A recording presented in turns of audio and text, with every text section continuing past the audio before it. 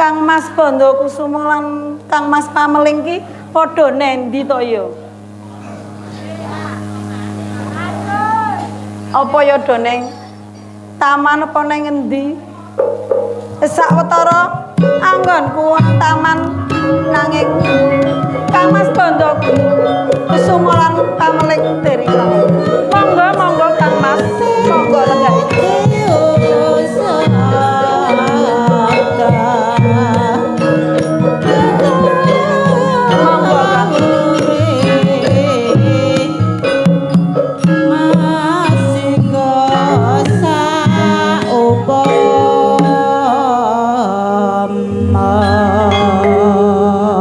Mas Pameling, kados pundi Kang Mas? selamat tekamu. Pangestunipun Kang Mas sowan kula widodo. Mboten wonten alangan setunggal punapa kejawi sembah kula kunjuk Kang Mas. Tak tampa paman. Mung puja asti tuku genti tampan ana paman. Nuli kula pundi Kang Mas? Mugi dadosna jimat kula. Sadangunipun ingkang rayipun Pameling derek mukti wonten ngarsanipun Kang Mas Banda Kusuma. Kepenak ngono mulu. Inggih Kang Mas. Diajeng Bandawat. Nun kula Kang Mas, wonten dawuh menapa Kang Mas? Kok kadingaren temen kowe wis mruput nggonmu ning katian kene Bandawat. Inggih Kang Mas. Sedaya pangaken kula sampun sumawis sedaya. Wonten unjukan wonten menapa sampun sumawis sedaya Kang Mas.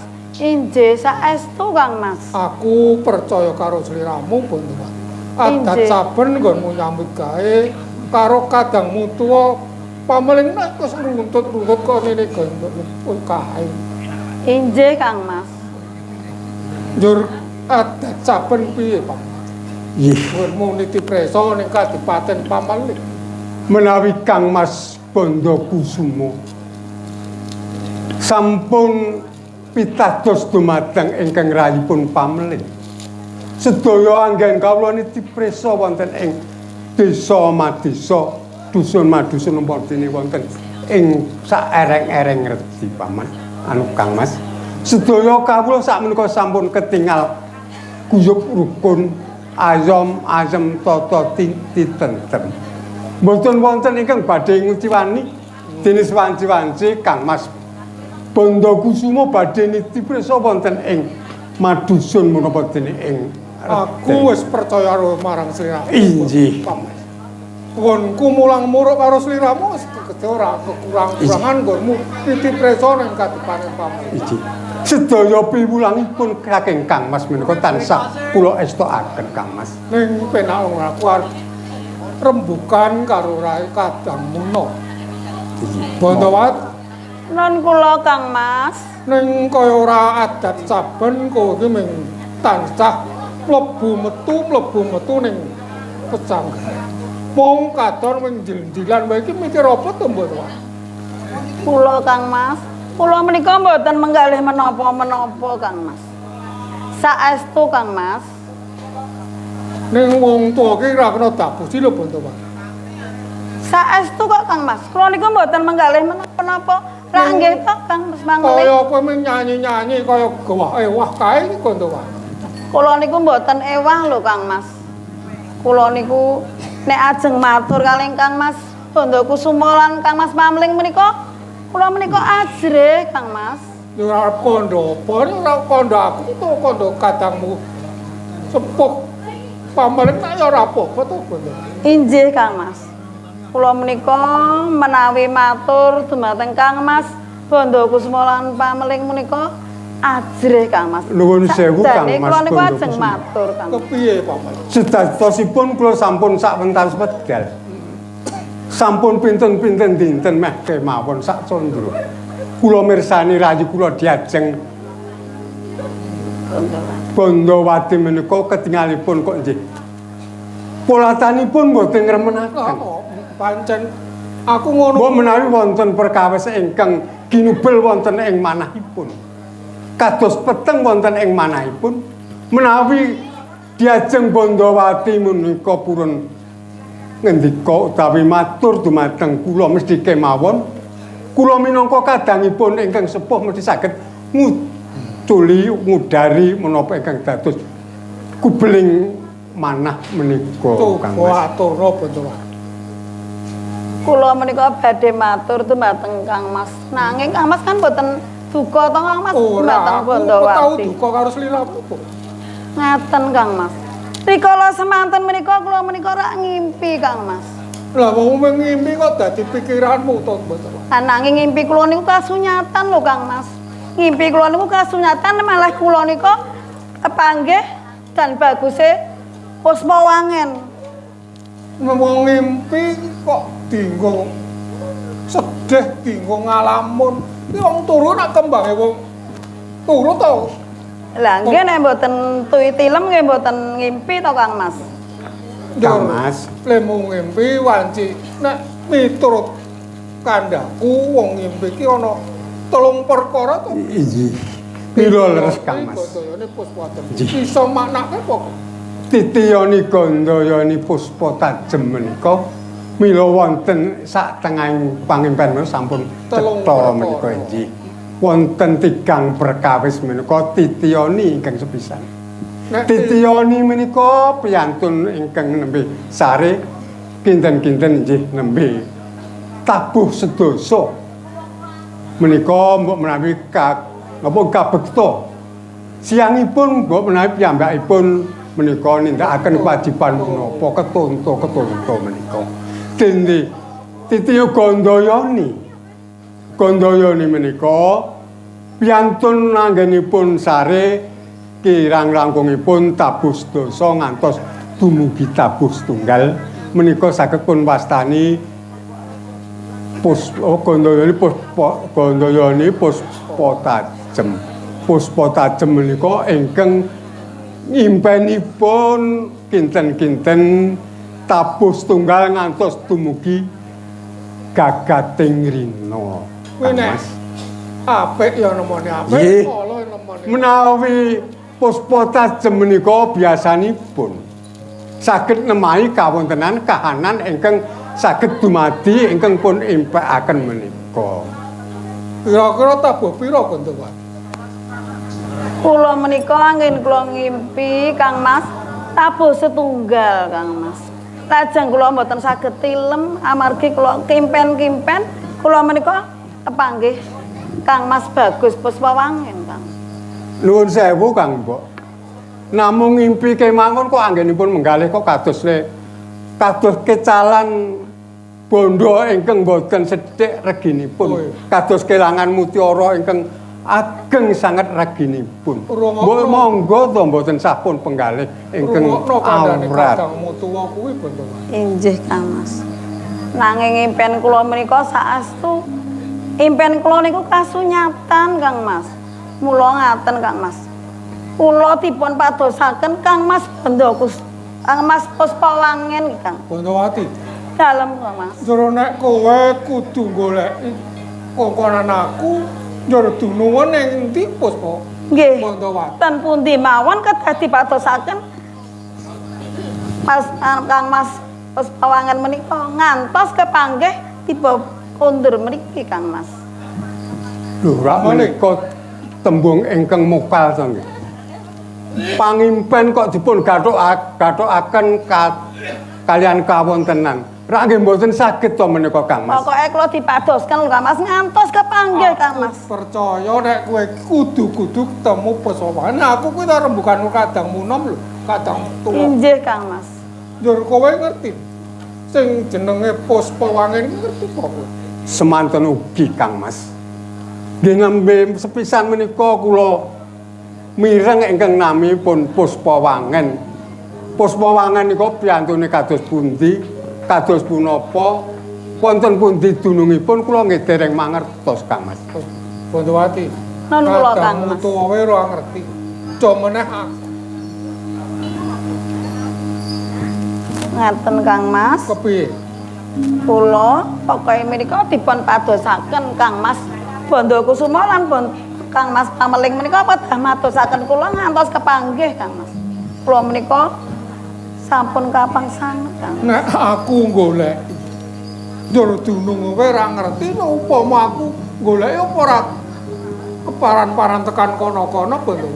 Pokoke kedah dipados nang pundi mawon, kedah kepanggih. Nek mboten kowe panggih, kula pados mados iki ambak. Napa kula gantung? Sabar Diajeng, sing sabar.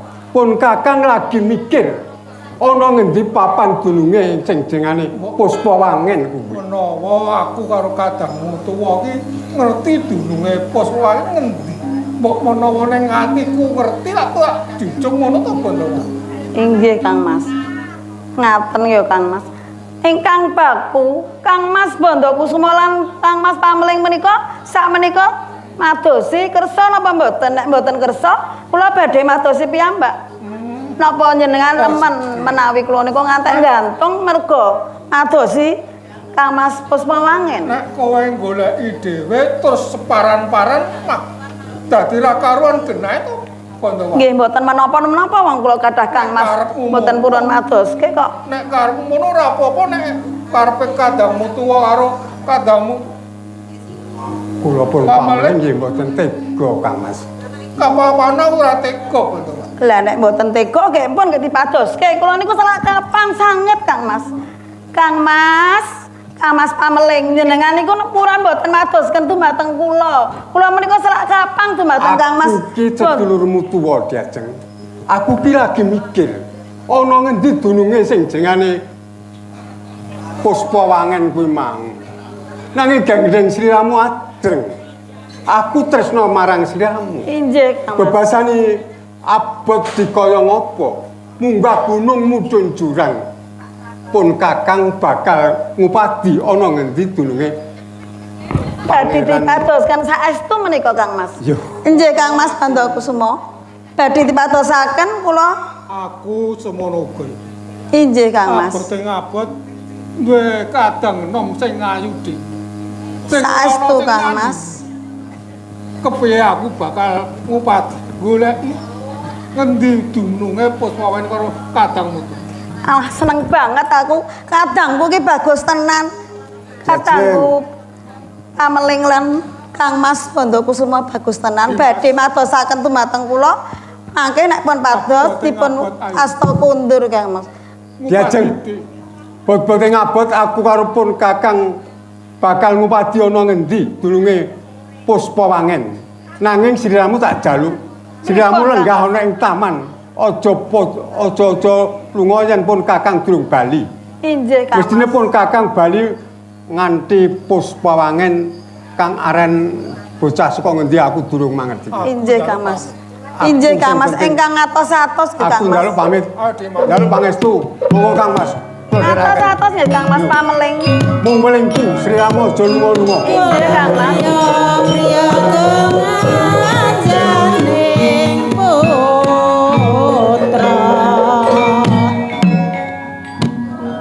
Muga-muga Kang Mas Pameling lan Kang Mas Bandakusuma anggenipun madoske Kang Mas Puspawangen saged kepanggih. Remen manggah kula seneng banget. Aku bakal kepanggih marang Kang Mas Puspawangen ingkang bagus menika. Muga-muga Kang Mas Bandakusuma lan Pameling enggal manggi.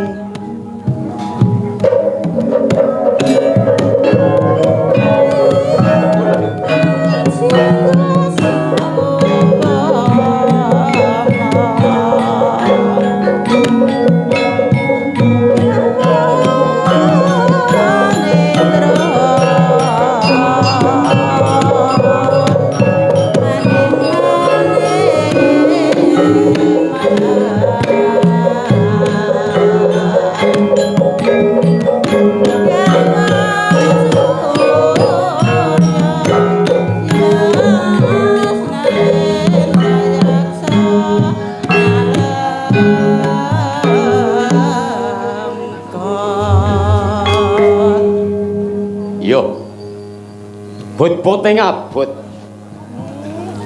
Aku ngemban dawuh Kang Mas Adipati Anggajaya. Bareng mletheng surya wis saka Kadipaten Cemara Sewu. Kang Mas, panjenengan dalem menika napa mboten kraos? Sakwise aku medhun ning sendang kok wis kalah enggo.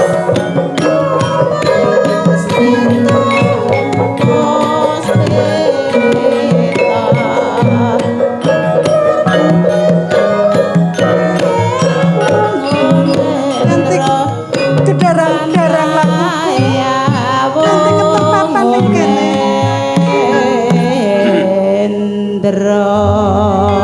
Banjur iki tekan papan ngendi lakuku? Nuwun sewu Denai. Injih. Panjenengan kok anggenipun tindak kok radi kesesuh menika. Injih nyuwun pangapunten Kisana. Nggih, Kula menika kesasar Kisana. kesasar. Injih. Nuwun sewu. Dipun tepangaken. Panjenengan kengasmu sinten Denai? Kula menika pun rengganis Kisana.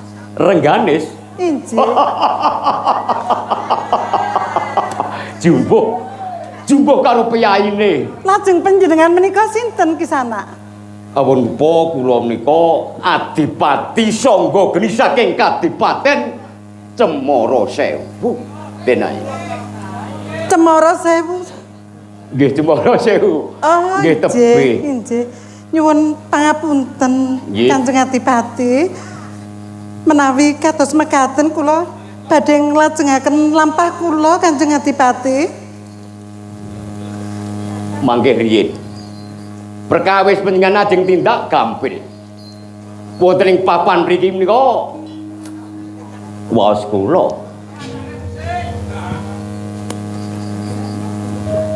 Lajeng kersa panjenengan menika menapa Kanjeng? Nuwun sewu blak rekatak mawon. Estunipun kula menika rendeng panjenengan kok liwat ning papan mriki kok ati kula kok ora ditratap-tratap. Kula menika pinanggih panjenengan nembe sepisan menika. Nggih. Kok lajeng panjenengan kagungan pangandikan ingkang kados mekaten? Sadangunipun kula semerep panjenengan menika estunipun remen. Upami menika kenging wangsul. Kula pundhut garwa kula sengkake wonten ing Kadipaten Cemara Sewu dados prameswari. Mbok sampun ngados mekaten Kanjeng Adipati. Kula niku tasih godhang nggih. Sanajan sampun sepuh menika nek namung umur. Nggih, kersa nggih. Kanjeng Adipati. Babakan katresnan mekaten mboten saged dipun peksa. Sekedhik kemawon kula menika mboten nggadahi raos tresna dhateng panjenengan. Nggih, suraing para sami ingkang mresani. Napa panjenengan dalem mboten lingsem napa? Den Ayu.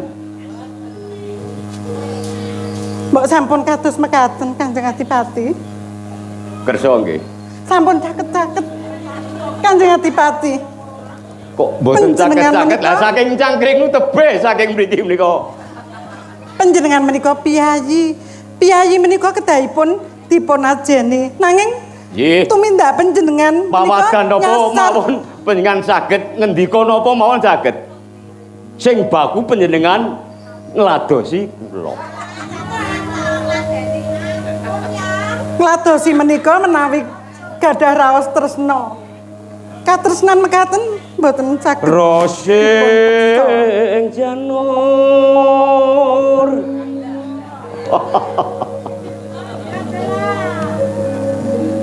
Miwawiteng pari.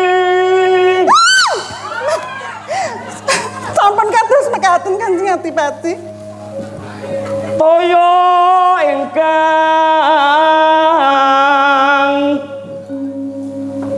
mija saking salira.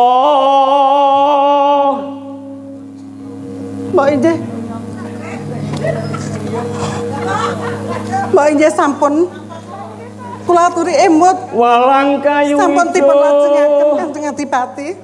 Lare kersa nggih.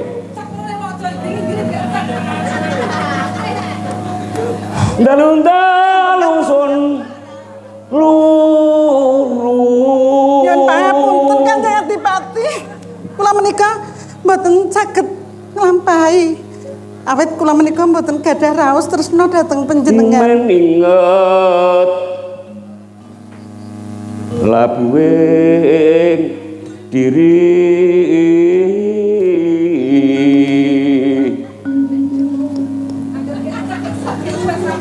Adipati kok kaya pitik memeti.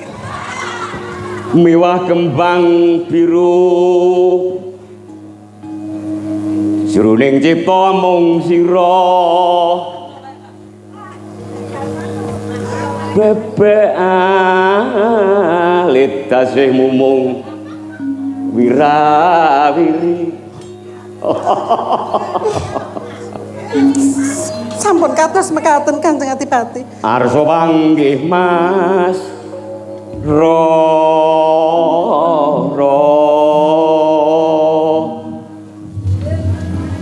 kersa nggih Kanjeng Adipati. Lore wangi jengklak-jengklek turut prapatan montring dong miri kados wong edan. Dipun umpamakaken, Kula niku tresna tenan mboten mung etok-etokan. dipun umpamakaken ujungan ingkang sampun garing. Musti kaning jaga Kenging kedheping netra.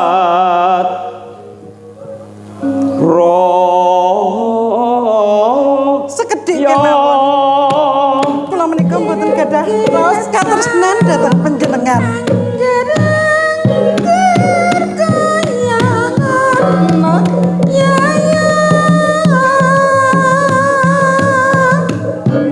Rengganes wong ayu kuning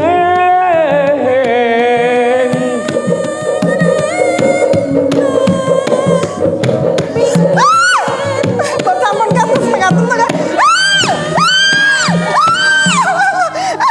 Sampun kados mekaten Kanjeng Adipati. lho Panjenengan menika kok newawan malah gegujeng ki lho. piyayi. Oh niku apa-apa menawet nom. Piye rengganis? Wis aku anggonku matur basa tak jabel calon garwane kok basa. Sampun kados mekaten Kanjeng Adipati. Panjenengan menika Dasar rinenggo Paugeran.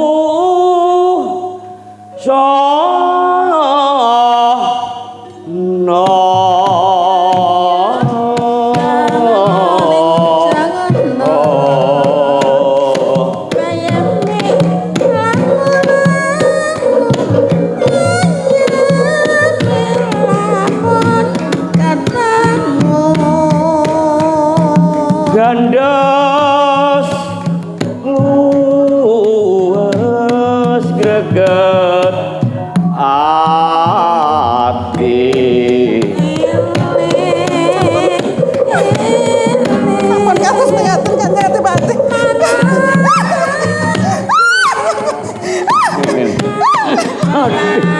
Duh, Yung. Menika sampun kados mekaten. Kayak awakku cilik kayak dintepi semen. Sampun nekat kados mekaten. Panjenengan menika Yen kedahipun mesemu ngajeni dhateng panjenengan. dekat Nanging ati.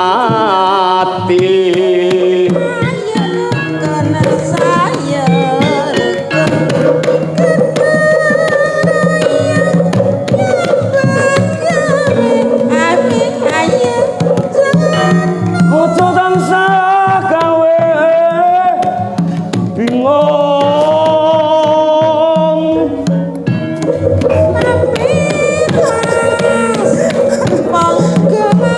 kula aturi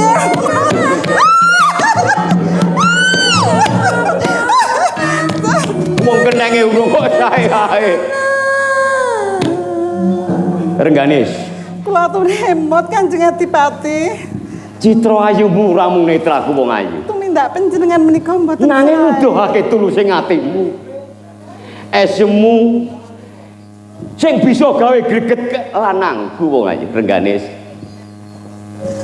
Gelem ya? Madosi panjenengan menika menawi kula tresna, sekedhik kemawon kula menika mboten gadah raos katresnan dhateng Ora panjenengan. apa-apa, bledho miri akeh.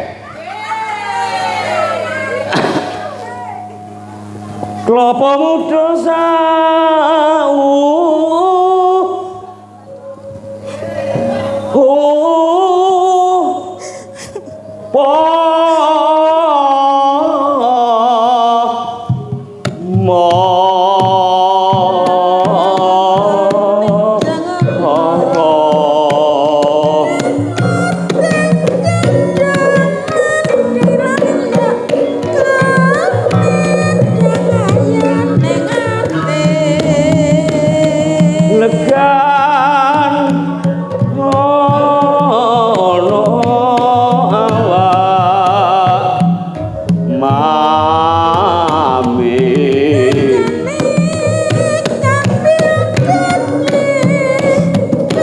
Sampun lajengaken tumindak panjenengan menika nerak dhateng paugeran. Rengganis. Ora usah digawe angel. Aku ki jejering adipati lho. Adipati sing paling sugih lho. Nanging katresnan menika mboten Adekmu ngono kok saged dipun lengkak-lengkok. Tak kandhake Mbah Sri. Piye? mboten. Kula menika mboten nggadahi raos Tak upamake watu ning dhuwur gunung Seperbabu.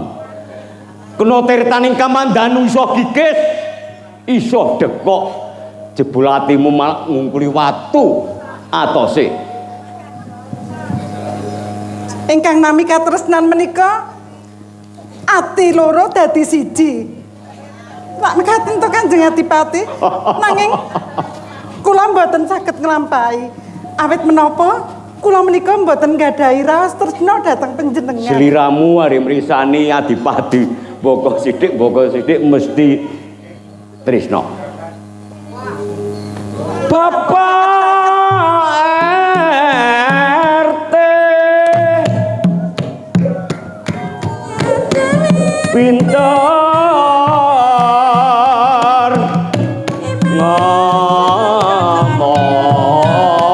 ngomong karo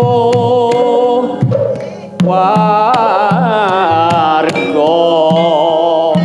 Rengganis ning papan kene ora ning sapa-sapa, eneng mung sliramu karo adipati Sangga. Kula terima pejah katimbang panjenengan badhe mundhut garwa. Apa aku tegel? Apa aku tegel merjaya karo kowe, Sumangga. Nanging kula tetep mboten tresna dhateng panjenengan. Aja gawe kagolku lho. Iki sabarku wis entek. Lho dibedhek sih, Mbah. Gelem ya? Mboten, kula tetep pugah, mboten tresna dhateng panjenengan. Sampun. Wae.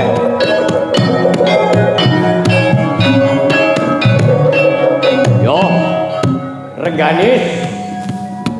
Sliramu jejering wanita wong ayu. Keribetan samping gedawan rikma. Rengganis. Rengganis.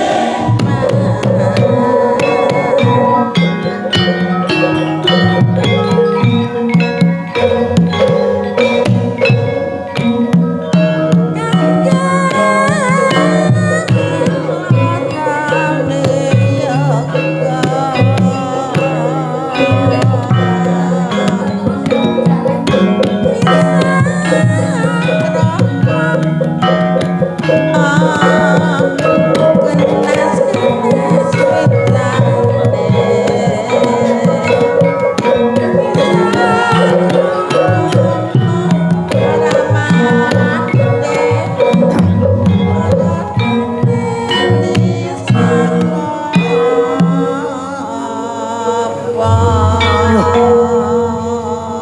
senadyan dikaya ngapa wae. Senadyan ngetekan ngendi wae. Anggonku padianan kembang cangkok Wijaya Kusuma. Durung pati-pati aku bakal bali ana ing Kadipaten Pucang Kembar. Menawa durung entuk gawe, entuk kang wujude kembang cangkok Wijaya Kusuma. Yo. Tekan wanti wae bakal tak upah. Kang Mas Mas Lawange. Kang Mas. Diajeng sumekar. Kang Mas.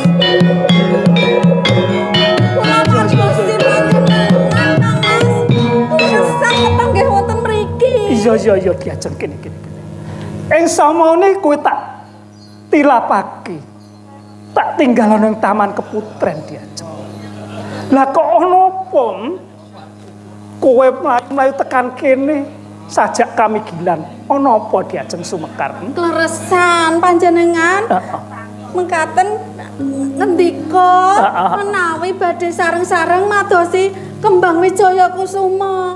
Nanging nyatane panjenengan mentala nilar kula. Lajeng kula madosi panjenengan Kang Mas. Diajeng sumekar. Iya, pancen aku lagi wae ngupadianan kembang cangkok. Lan iki durung entuk gawe diajeng. Malah kowe wis tekan kene. Mlayu-mlayu ngene iki ana apa diajeng? Kula madosi panjenengan ngantos kula dioyak-oyak tiyang badhe prawoso tiyang Kang Mas. Doyak-oyak. Yo. Yen ngono. Mboten ngerti menawi mboten kepanggih panjenengan kados dados sawetara kowe Kang Mas kula. neng ukuran sapa kang bakal engko tak adepane. Madosi panjenengan Kang Mas. Yo. Kene. Semengkira neng ukuranku.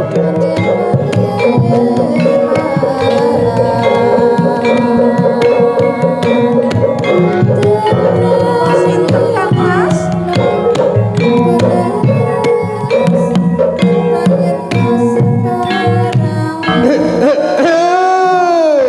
Salah ana bocah bagus ana ing tengah malah sapa kowe Gus? Yo.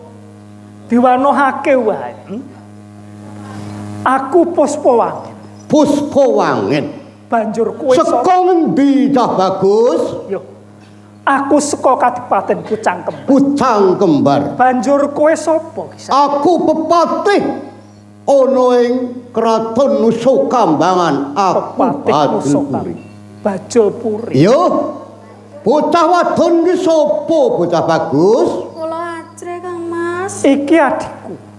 Sapa jenenge? Diajeng Sumekar. Sumekar. Wah. Aku ra sida tekan Kadipaten ing Pucang Kembar kepethuk ana ing alas kene. Malah tuas kebenaran cah bagus. Kepiye Bajulpuri? Aku dutus marang Ratu Gustiku supaya nglamar Dewi Sumekar. Entuk ora entuk tak jaluk. Kisanak Bajulpuri. Kepiye bocah bagus? Kena kowe ngayonake adikku. Yo, Nanging aku Darbe Giripatemboyo. duwe Giripatemboyo. Opo Giripatemboyo? Kang Mas. Bajulpuri. Piye? Kang Mas. Gampang munggalku Giripatemboyo. Yen kowe bisa ngalahake aku, tak wenehake. Oh, kalau ngono ta bakal. Ngundang sinuwun karo-karo.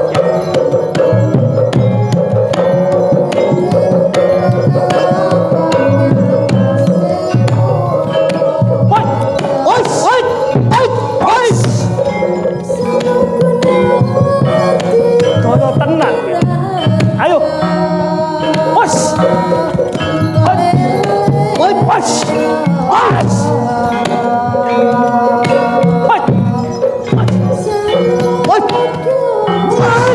Wes.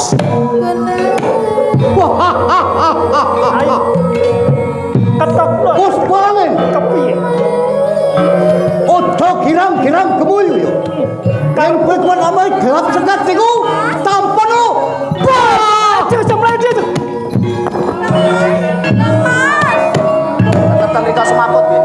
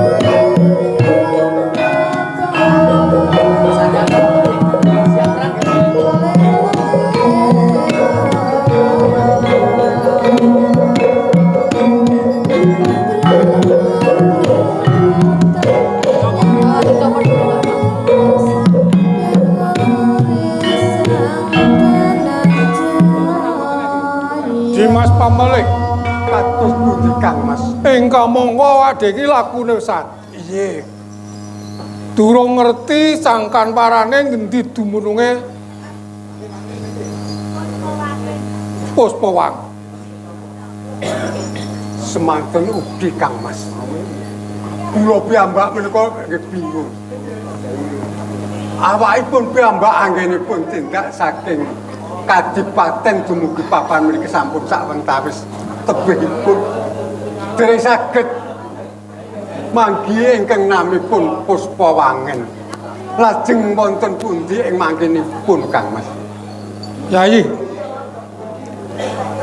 Banjur badhe kados pundi Kang menika? kowe sprana seprene ning ngabdi kan aku. Kowe tak utus ngumpadi karo Puspawangen, apa wis ketemu? Meneh dereng kepanggih sak menika. Kowe dadi rung ketemu Puspawangen.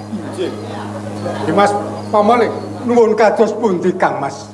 mbok coba kae grumbul-grumbul kae telekon. Mbok menawa kowe nyandung maka Puspawangen. Sobi Kang Mas. Kula badhe nuweni wontenipun grumbul menika. Mbok menawi ing mangkenipun saged kepanggih ingkang namipun Puspawangen menika Kang Mas. Nggih, lha perintah kapan? Loh, Kang Mas, Kepiye? menika kok wonten pawongan sare wonten ing papan menika sinten menika Kang Mas? Coba. Telekno coba. Sinten menika? Mesakaken sanget. Waduh Kang Mas. Menika apa? Tatu alang kranjang. Menika mesakaken sanget. Sesuk mulih baleni. Siap. Mbok menawi wonten kewan galak ingkang badhe nedha menika Kang. Puspawangen. Kados punika. Ki nom-nom mriki durung titiwanci. Coba tak usadan. Mbok menawa Gusti Allah ingkang widebah bisa dak walyatana jati. Monggo kowe ndedonga bebareng ae. Tutung. Tak tambanane Monggo Kang Mas.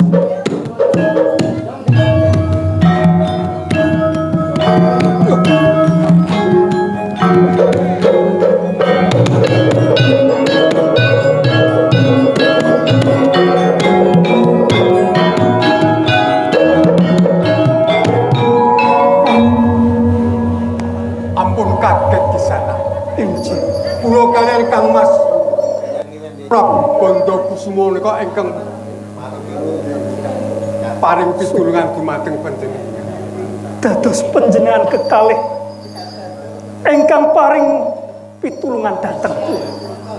Nyurup panjenengan menika an sinten ingkang dumunung wonten pundi, Dik? Injil. Nyuwun pangapunten. Kula pun Puspawangen. Puspawang. Menika malah dawah kersan Kang Mas. Menika pun Puspawangen. Ngeten nak Mas. Injil kados pundi. Abote ngabot. Monggo kula aturi sumene wonten rompok kula. Jenengan supados ragi danganipun gerah mangke saged dipun cabet malih. Injil. Menawi kersanipun ngaten. Monggo kula namung Derekno. nderek menapa ingkang dados Dimas. kersanipun Kanjeng Dimas.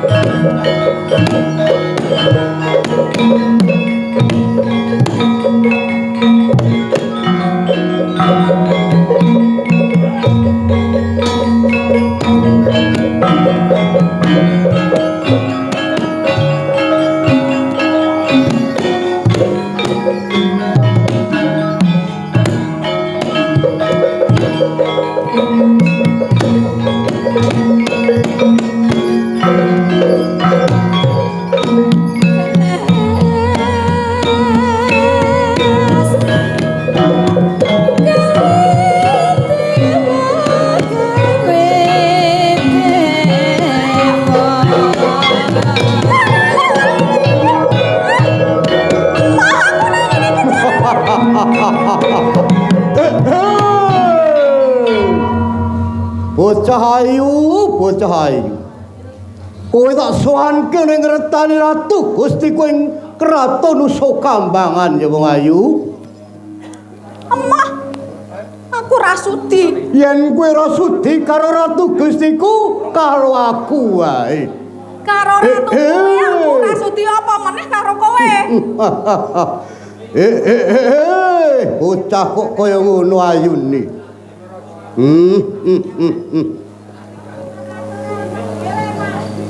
Manut ya. Ora. Manut to ayu. Lilalitan bisa lali.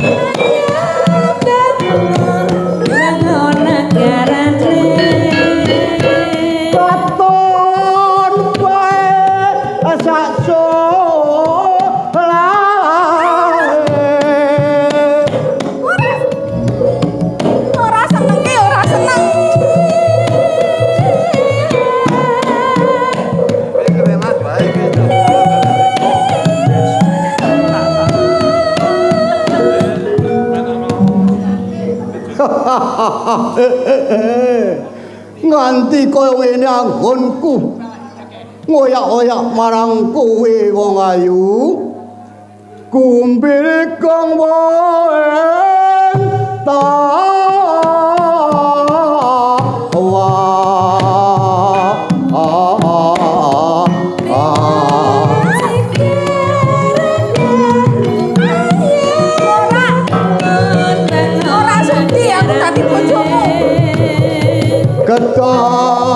bukan raga aneh ngawah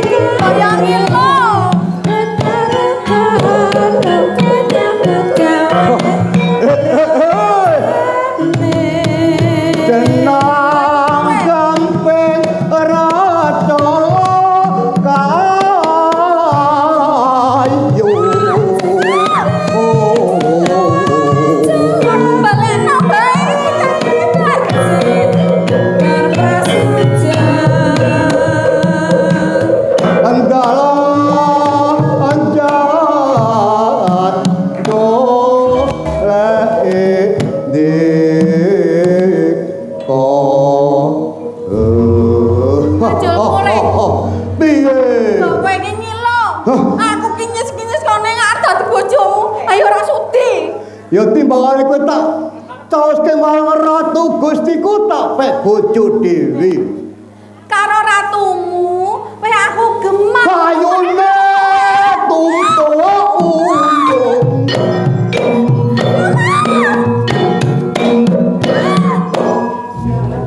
Dasar ayu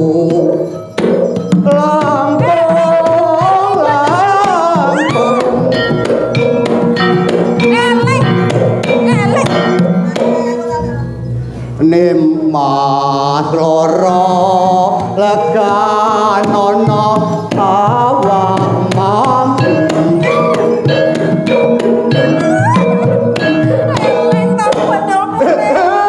melayu terus kowe iki ujunge raseksa kudune karo ayo tak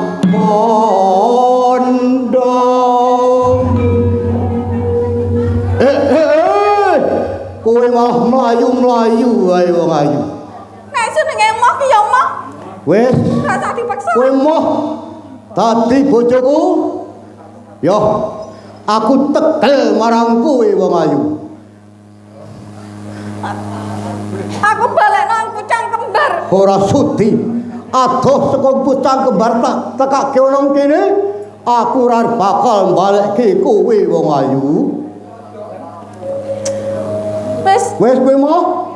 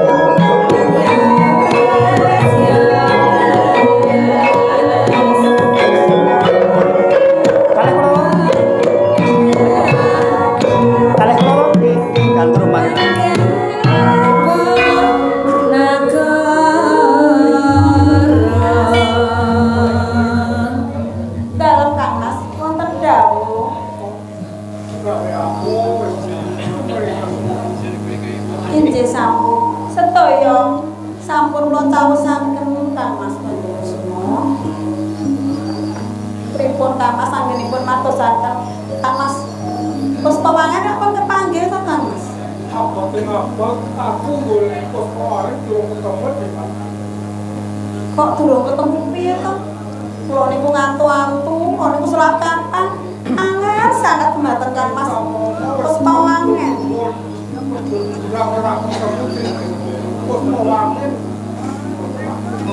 Panjenengan menika guyon apa pripun?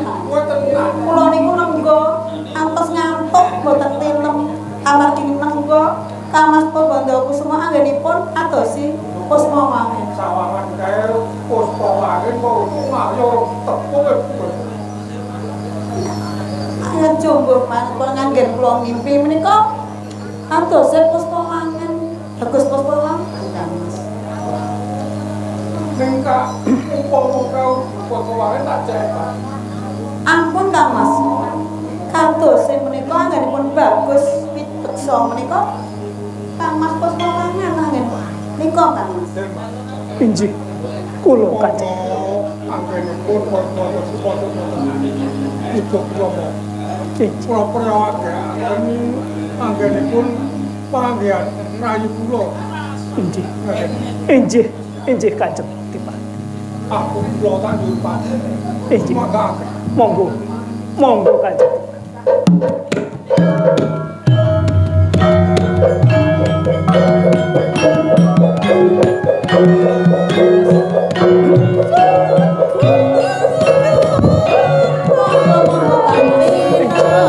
Nuwun sewu. Kula ingkang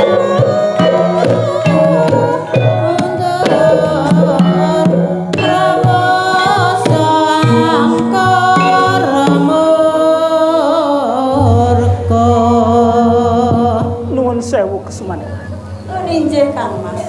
Rah ning kula sampun pikantuk palilahipun Kanjeng Dipati Injih. Bandokusuma Injih Kang Mas. ingkang sepados manggi panjenengan. Injih. Menapa leres panjenengan nika dinajeng Bondowati. Injih Kang Mas, kula nika leres nami kula nika Bondowati. Lajeng panjenengan menika leres Kang Mas. Kula Puspawangen ingkang saha ngajeng sampun dipun paringi pirsa dhateng Kanjeng Dipati Bandokusuma. Bilih ingkang rayipun Denayu Bondowati nyumpena pinanggih dhateng kula. Menapa leres ngaten. Injih Kang Mas. Impen kula menika kasunyatan kepanggih priya bagus Puspawangen. Leres kula Nek ngaten Puspawangen menika kedah tresnani dumateng kula Kang Mas. Injih. Sak sampunipun kula nyumerepi dhateng panjenengan. Kula iki tuwuh raos tresna dhateng panjenengan. Menika saestu to Kang Mas mboten mujeng to Kang Mas. Mboten. Mboten Derajat. Kula mboten badhe lelewu menapa melih damel cuwa dhateng panjenengan. Nggih menika nak teng taman mriki. Kuatos kula menika Kados Kang kula. Mas Purpawangan Kados kula. wonten mriki menika tresna dumateng Bondowati. Ananging menawi wonten Jawi Kang Mas mesti tresna dumateng kula. Diajeng Bondowati. Nun kula Kang. Lair tumusing Batos. Kula tresna dhateng panjenengan. Saestu Kang Mas. Menawi Kang Mas Bondo Puspawangan menika tresna sanget dumateng kula nyuwun bukti. Kula ingkang nyekseni Kang Mas. Mekaten kersanipun Injih Kang Mas. injih. Menawi ngaten kula badhe nyekar nanging kok menawi sak mangke swanten kula kirang prayogi. Injih Kang Mas. Mboten dados menapa. Injih. Kang Mas Monggo. Puspawangan. Bondowati aku tresno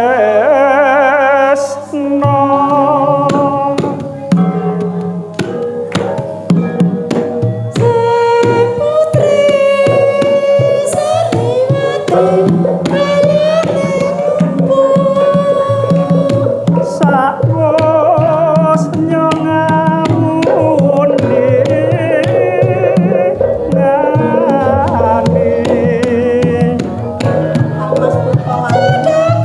Mas Purpawangan. Monggo manah.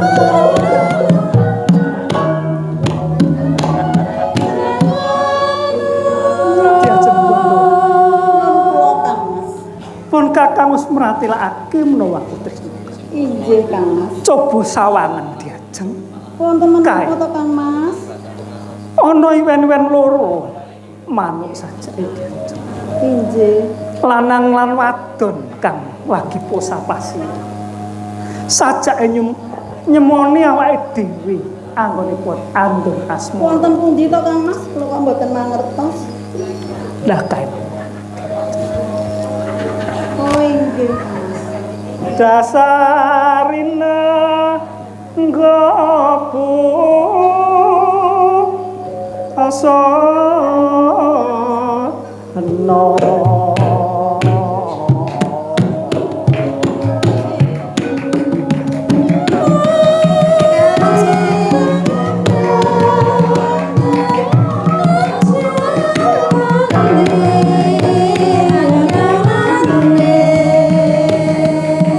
Pantes dadi garwa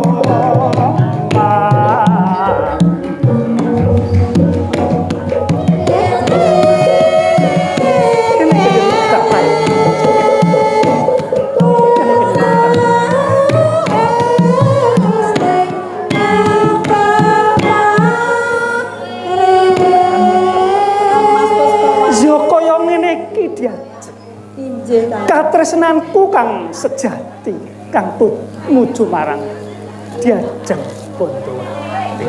Sak menika kula pitados menawi Kang Mas menika suci tulus ning ati tresna Iya. kaliyan kula Bondowati Kang Mas. Siang pantoro ratri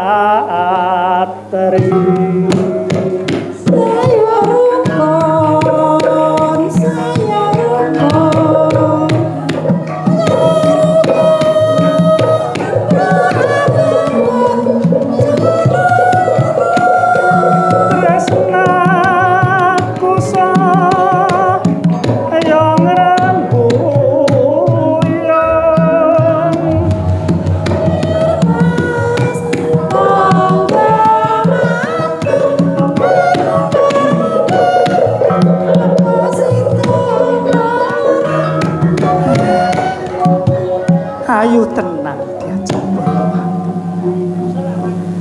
wijaning uripku iso nggarwa Diajeng Bondowati. Injih Kang Mas. Simoterta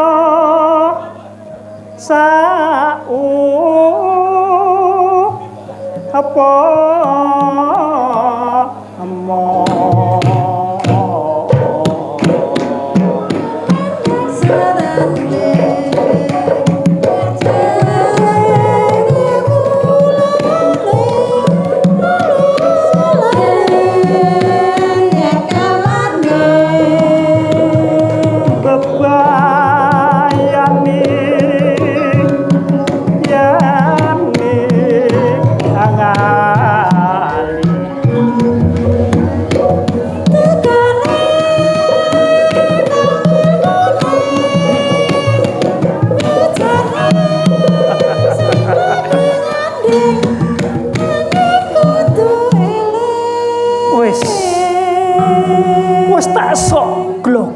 katresnanku marang kowe Diajeng Bondowati. Injih matur nuwun sanget Kang Mas.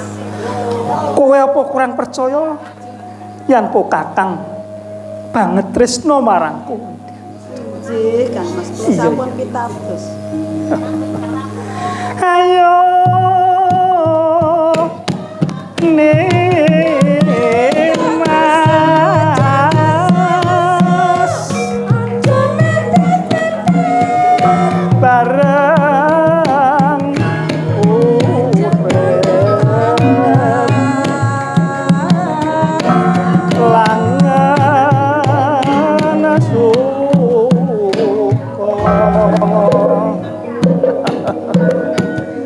Diajeng Sumakan, Diajeng Bondowati, semene gedene katresnanku kang kasok marang sliramu. Nanging Diajeng Bondowati, rahnipun Kakang wis sawetara wektu mapan ana ing Taman Keputren kene. Lan pun Kakang wis minangkani apa kang dadi kekarepanmu Diajeng. Pun Kakang rumangsa salit banget Diajeng. Lajeng Kang Mas mula pun Kakang coba pundhutna unjukan Diajeng. unjukan menapa Kang? Ya, wis apa wae pun Kakang kersa bakal ingsun bakal ndak unjuk Diajeng. Wis ya Diajeng.